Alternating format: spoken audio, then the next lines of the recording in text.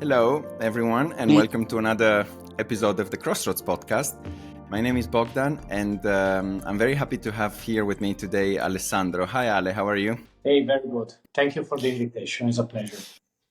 It's a pleasure to have you here with us. Would you like to briefly introduce yourself for the audience? Yeah, of course, sure. Look, I'm a guy from Brescia, from Italy, a small village in the northeast, and I've been living in London for the past 10 years of my life, and I've been working as managing director for a big multinational. And right now, I'm currently living in Albania, in Tirana, most specifically. And finally, I had the opportunity to create my own business, and I'm very glad and happy to continue this experience.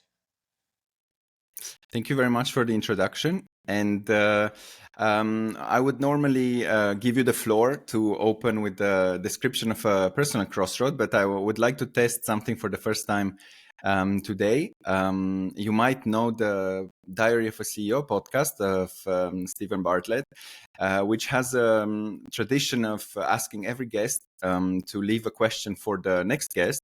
And this has been compiled recently in a series of so-called conversation cards, which they use, and I think in a quite smart way to increase the depth of conversation between people in all different setups.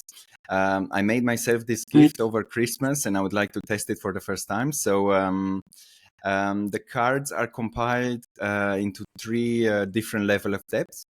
Level one being the, let's say, easier, so to say, questions. Of course, there's no easy question, but the ones that go into the less deep level, and then level two and level three being the deepest.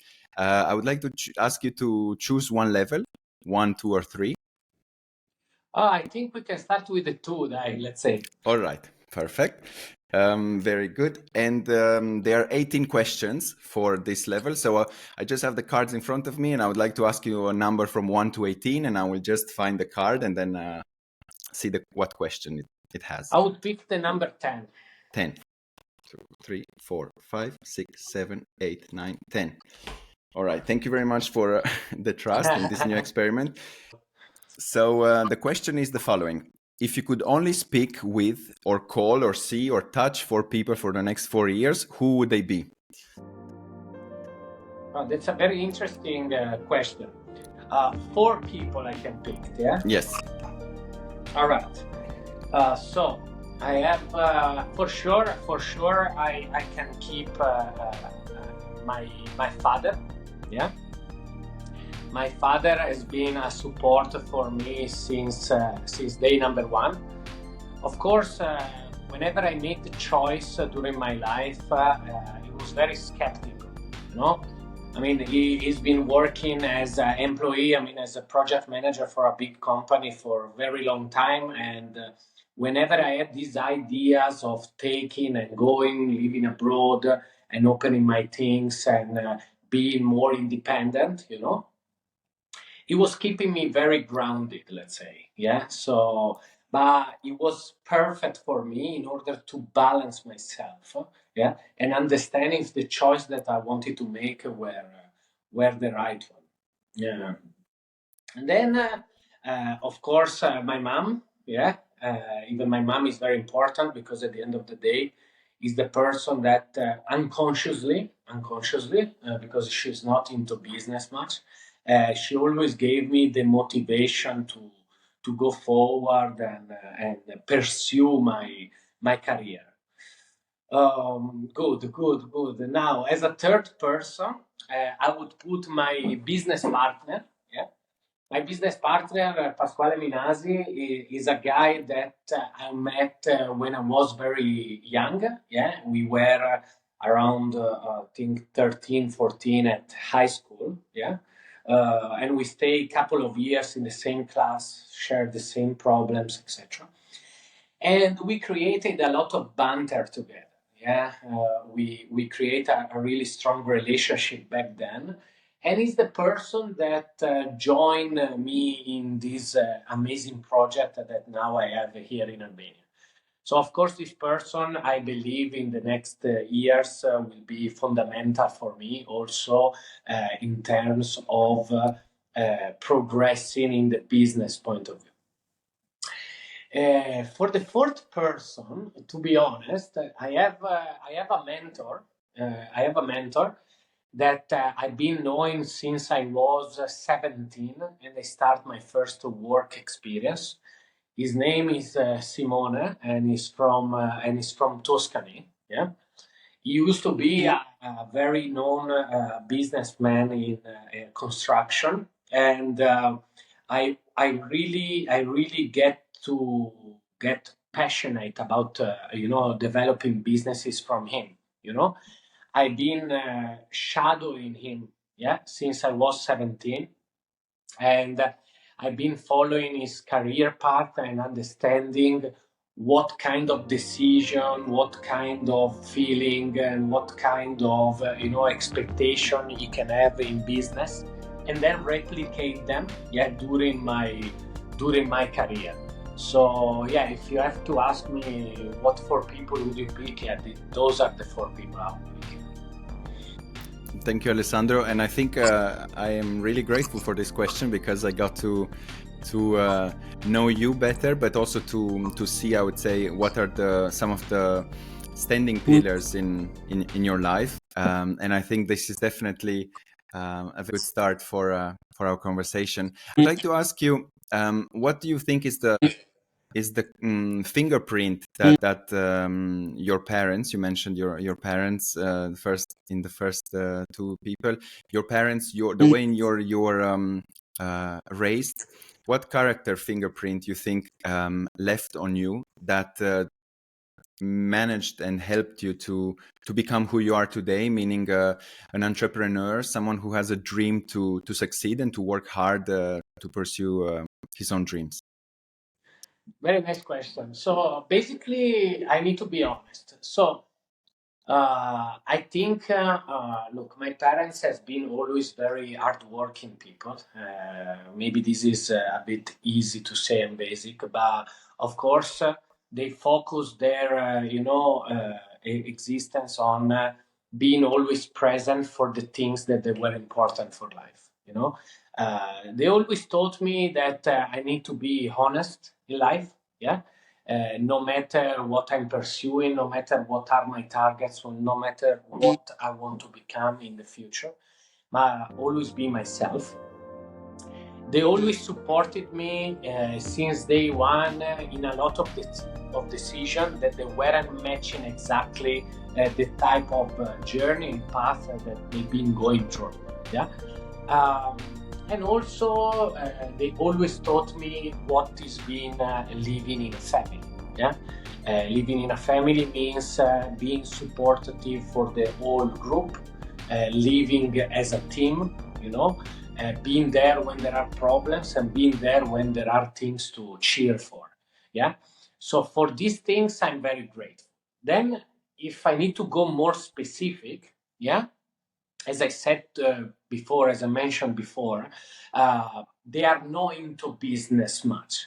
But what they taught me, and of course, the first, let's say, 6-7 years of my work experience has been more on a management point of view. Yeah, my father mostly, has been project manager for IKEA for 25 years. No. So his role, basically, I cut it short, but his role was to managing around 200 different companies. Yeah, they should have worked on a 1 year to 1.5 year basis. Yeah, in order to realize the project. Yeah. So what I learned from him is the capability, yeah, of interfacing with a lot of different type of personalities, different background, different community, different cultures, etc. And this, I brought it with me all day long. And of course, once I got to London, where is a melting pot of different nationalities, different personality, and cultures, this helped me a lot. So this is basically what brought me to here now. Thank you very much. And I would be curious, out of the different values and lessons that you learned from being raised by a very present family, and you mentioned also the role of your dad, and then the transition to meeting a very good friend who then becomes a business partner in your early teenage years, and then a mentor, and then moving to London, which is, as you mentioned, I think must have been such a great simply a learning place for you. I would be curious to know, how did you manage to then pick quite selectively, let's say, what was interesting for you? What was Alessandro's vision out of all these elements and out of all this inspiration? Right. Yes, this is tough to really understand the reason behind it. It's like, let's say in London, I started from McDonald's, and I work at the beginning as a cleaner, as most of the people do when they go to London, unless maybe they have some degrees and they want to pursue that specifically. But I started as a cleaner, and after, let's say, 3 years, I became managing director of McDonald's for a part of London, let's say. So I always got a passionate into management in general. Yeah. So what I know and what I felt I was good at, yeah, had the opportunity to organize teams from scratch, to put people of different ethnies and different type together, yeah, and make them work as a team, create communities, let's say, yeah. So this is what I learned. Why I learned it? Also because I always started from the bottom, yeah. Sometimes when you start from very high level, yeah, you don't understand what is going on below you, yeah. You always expect to go farther, yeah, and maybe you have this kind of adrenaline and objectivity of keep pushing farther. But if you start from the real bottom, step by step, you can analyze when you're gonna be at the top, what you actually need to make it work. So I did like this for 8-10 years, yeah, and I realized that it was something that I really like. But what happened then? Happened that through COVID, through this kind of period where we were a bit, uncertain, unstable, etc. I flew back to Italy. I stayed 8 months in Italy, and imagine my day from 18 hours in London, working very hard and always on the spot, going back to Italy in front of a computer and getting crazy of what should I do next, sending a lot of emails, talking with a lot of people, etc. But I didn't have a clear idea. I know what were my strengths and weaknesses, let's say, but I didn't have a clear idea what to do. And the story, man, is very funny because basically I decided to do an hair transplant, yeah, operation. And sending email, etc., I found out that my right now business partner is the CEO of a very big company for hair transplant. So I sent this email, etc., and then I found out he was the owner. So I texted him. I said, "Oh, but let's talk, man. It's been 15 years I haven't seen you." He called me after 2 weeks. I remember he called me after 2 weeks, and he video called me and said, "Bro, wow, long time. This, that," and he was in Tirana. So what we said, to long story short, I went to Istanbul. I did the operation. I met him there 3 days. We talk about everything, our past, business, etc. And then he said, "Look, come to visit Tirana." I came to Tirana. I stay here, let's say 4 or 5 days. I tried when I was going around, I didn't know if Tirana could have been beneficial for my future. I just went around, being open-minded, no, and understand. Okay, it's very different than London, no. Maybe it doesn't have the same opportunity that I saw in London, but let's try to understand if I can bring something positive to it.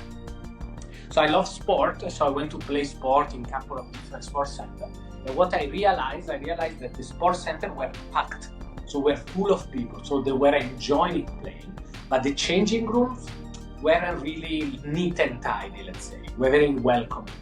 There was no music, there was no atmosphere, the bar was closed. And I said, how comes they come in, they play and they go? So what I said, I know padel is growing. In the last 4 years, the most popular sport in the world.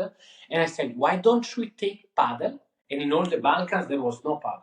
We take padel. We start from Tirana, that is growing so fast, and also around we build all the complementary service like nice changing rooms, zona relax, and bar, and merchandise and training and physiotherapists, all things that make you appreciate the thing. So really, in 4 or 5 days that I was in Tirana, I look at him and I said, bro, we need to open. And from there we started. So that's how we went. That's a great story, and also uh, it's really like life, right? It's how sometimes you just don't see it coming at all, and in the moment you least expect it, these things happen. So it's really thanks for sharing this story. I'm curious, how important was it for you to have a partner that you could trust and that you could just build together with for this business to actually happen? Yes, basically, to be honest, I had a lot of different opinion during the course of my work experience, because a lot of businessmen always told me, look, it's better if you do business on your own.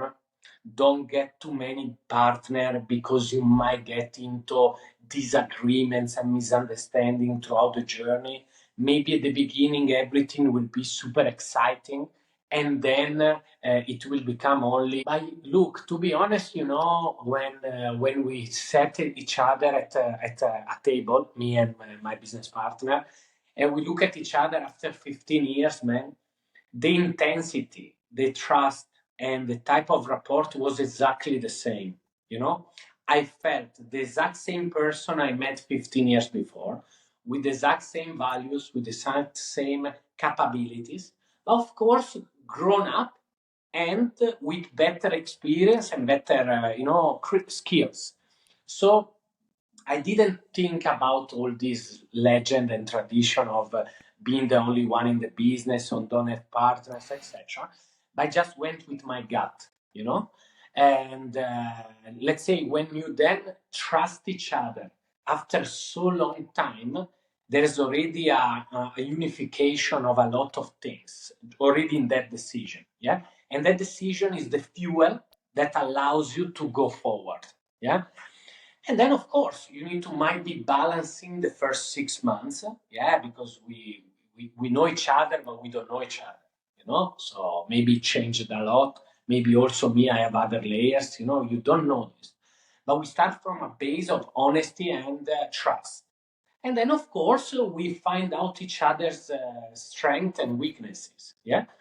But yeah, to be honest, I'm very happy to have chosen the opportunity to stay with him and him choosing me because, of course, through his experience in Albania and through maybe my knowledge of hospitality, etc., I think we create an amazing combination that is working really fine. So I'm extremely glad I met him. And this was a few years ago, right? How was the journey so until today, since then? Right. So basically, okay, we opened 2 years ago, and we've been the first puzzle center in all the Balkans, and we started from Tirana. Right now, after 2 years, if I can give you a couple of numbers, so to help also who is listening to us to understand, we have over 1,200 members. Yeah. And we've been representing Albania worldwide. So we are the official representative of Albania for what concern creating the national team, doing courses for referees within the country. We have a community, man, that basically is gathering the top, let's say, management and CEO of Albania. Why? Because for a very long time they haven't seen an activities that can be linked to everybody, yeah, and where they can feel okay in going without, other people maybe taking picture or sending messages or so they feel themselves. Yeah. And they feel the same also because, these are people that maybe they dress up in suit or they dress up in very formal way most of the time, and they do very boring meetings every day, and they go there in shorts and t-shirt, and they feel themselves. But was difficult. Now we have in project to open at least 4 more areas. Yeah. We are on the verge of closing a very beautiful area in the south of Albania. Palas is called, where we're gonna build a new sport area in between these two big resorts, and it's gonna be like 3 courts and other type of structure. Step by step, we want to become the leading provider of paddle within the Balkans. So within this year, we're gonna open for sure 3 or 4 more locations that will allow us, to be a steady reality here. Once we become that, of course, our idea is to expand also outside Albania and continue. But if I need to be honest, really, the pleasure is to have 90% of our clients, Albanians, because I never had the dream when I came to Albania to bring Italians. Italians have thousands of courts in Italy. They are happy to play there. They know the sport. They have everything. I wanted to really make passionate a country that until now they didn't know about it. So that's why. But it's going well. I'm very happy for the results me and my team have achieved. So.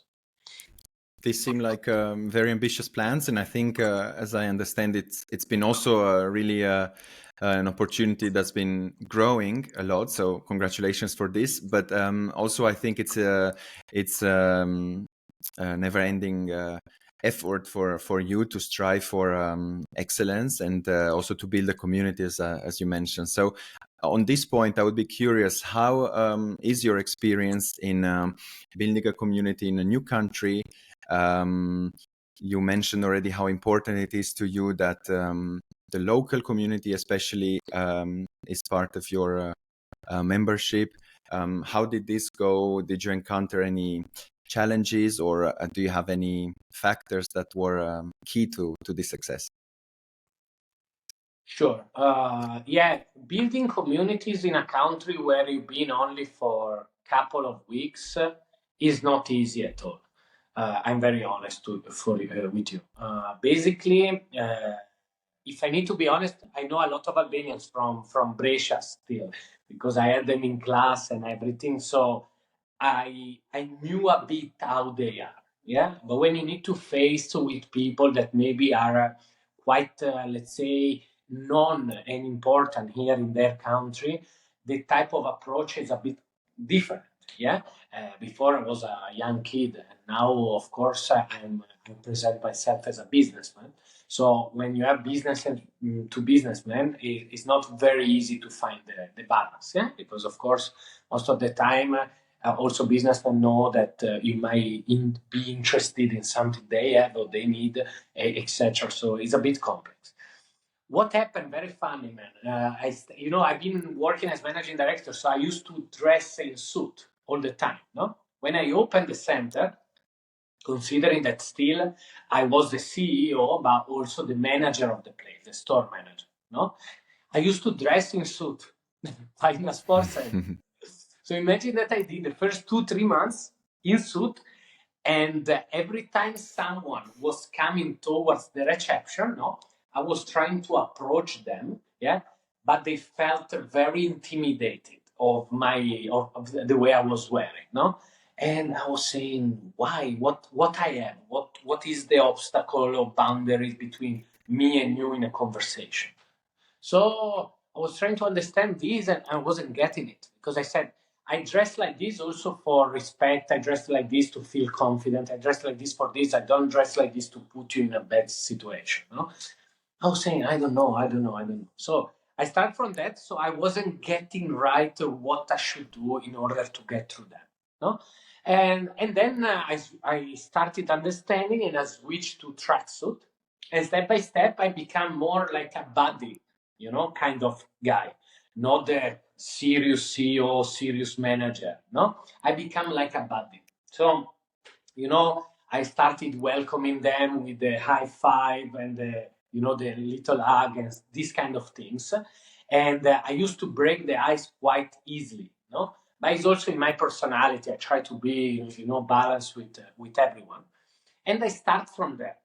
And then, to be honest, what I realize is that most of them, they really love it when they come in to be welcomed, yeah, for a very short time. They don't want a big welcoming and stuff, but being seen, let's say.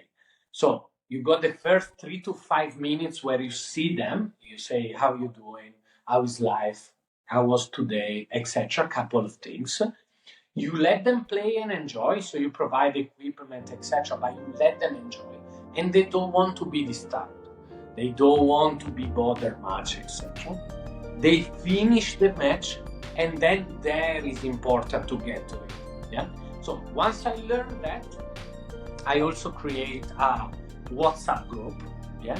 Right now, active member on this WhatsApp group are 650 people. Yeah. So for me, it's a very good achievement in less than 2 years. It's a real pleasure to have them there.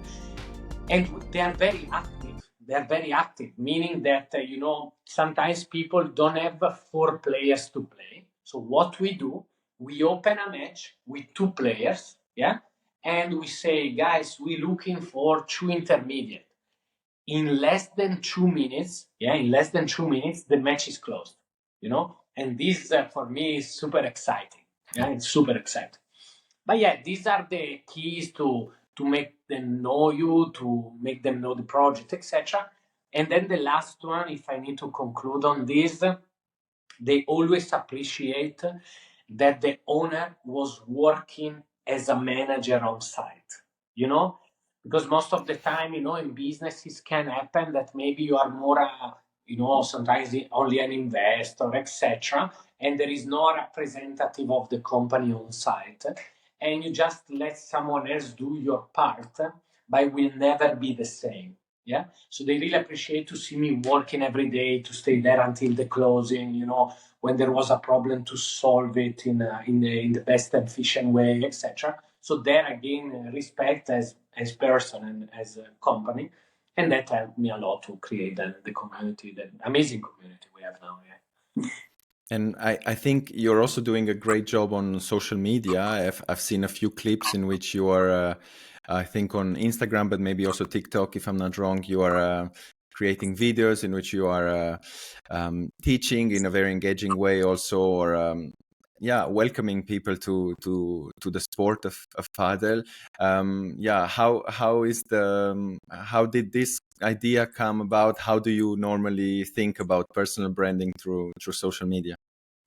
Look, of course, I've been working for a big company like McDonald's and TWGT, that is a Singaporean company that sells tea. They were pretty good in marketing. Okay, they were pretty good. So I didn't have maybe much to add value to, because they were very established and very prompt on this matter. Yeah, I tried to get the best from them. I try to get the best from my business partner as well, that is leading a company in which the marketing part is very fundamental, because it needs to gain the trust of new clients. And when you do this kind of operation to the hair, etc., it's not easy, it's not easy. So we mix together our background, and plus I had a person at the very beginning that helped us grow in the business, from scratch. And she was extremely good in visualizing ideas, etc. So we link together our 3 personality and 3 background, and we go for that. But to be honest, man, I believe Instagram really gave me the biggest opportunity to get through people and to get to a much wider slice of people. What we try to do through Instagram, we don't want to get too boring.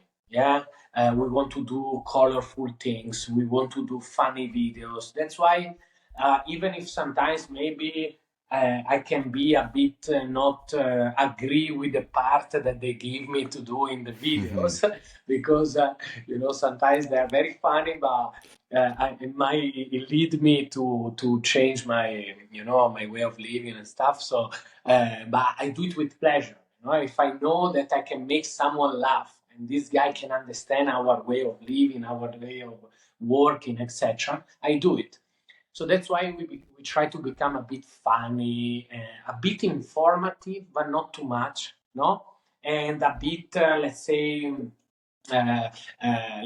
advertising as well. Yeah, because it's very important for us to keep promoting what we have as well as a business. But I try to balance more and in a higher percentage the funny side and the most entertaining side, let's say, with a bit of information and a bit of training and advertising. Yeah, let's say. So that's how we work.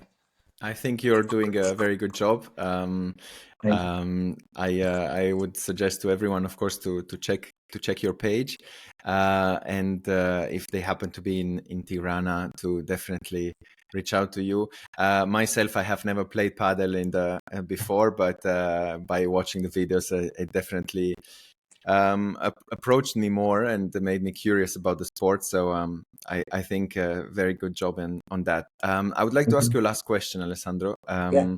For everyone that is listening and perhaps is thinking about having a active part, let's say, as becoming an entrepreneur or investing or just thinking about how to put into practice one of their ideas, what would be your advice? Do you have any investment advice, but also not just from a financial point of view, just from a point of believing in oneself and making their ideas reality? Okay, look, on this, I would like to spend a couple of minutes because, one of the biggest obstacles that I think young generation, but also me at that time, was putting in front of myself is if I don't have the money, no, how can I invest? No, this is the first thing that people put in front of themselves, and then they never try to pursue anything. No, they say, yeah, but that guy is rich. No, but that guy has money. But no, but that guy, just win the lottery. All these kind of excuses. Yeah. Then of course, yeah, we need to be clear on this. Whoever has already a portfolio or a network that allows them no to invest by themselves without the use or the channel of other things. Of course, sometimes it's easier. Yeah? You use your own money. So, but I believe that if you really think and really develop the idea and the value and the mission, yeah, based on you having the money right now, yeah, then once you get to the last point, which is understanding the funds that you need. So first you create the project, yeah. Once the project is all done, you create a business plan, yeah. And once the business plan, I mean, in terms of number, etc., is matching, yeah, and you understand this plus this plus this. I need this amount in order to be good the first 6 months, in order to be good in installing and creating the whole project. And then you say, how much I have? I have 10%. Great. I put my 10%. How much I need? 90%. And then you start pitching it. No, you start describing this idea that you really believe to other people. There are thousands, if not hundreds of thousands of people worldwide that maybe they have money and they have the opportunity to invest, but they have no ideas. They, after maybe being so successful in real estate, they're very scared of jumping in another sector, so they don't do it. Yeah, and they need someone that goes to them and say, "Look, I have what you need. Yeah, we build this. We are the first. We need this, and we achieve this. Boom, and maybe you're gonna be surprised. But the question is, have you ever tried to do it? You know, most of them, they never tried, no? And they just assuming that will never work. And they just assuming that will be so tough. And they just assuming, no, I don't want to get into business because it will be so complicated. Yes. Business is very complicated. And once you get into business, you can't get out, no? Because once you get as a businessman, you never become an employee anymore, no? Because you understand that you can make it, you understand that you want to make it. And even if after 4, 5, 6 years something goes wrong, you still want to be the businessman and the independent person that can manage by themselves. So yes, it's a big jump at the beginning, yeah, but I will never stop in front of a boundary that doesn't exist. You create the project, and after having tried 150 times, okay, you can say maybe it's very difficult now. I don't know where to go. And then you jump to something else. But first you try, first you make it happen, and if it doesn't happen, okay, fine, you can move on something else. So this is what I would suggest. That's really great advice. I do agree with you that it's a lot about the having the right mindset and just not giving up. So trying and trying again to pursue our own dreams. I think it's very valuable advice. Thank you very much, Alessandro. It was a pleasure having you on the podcast. Thank you, Bogdan. Thank you very much.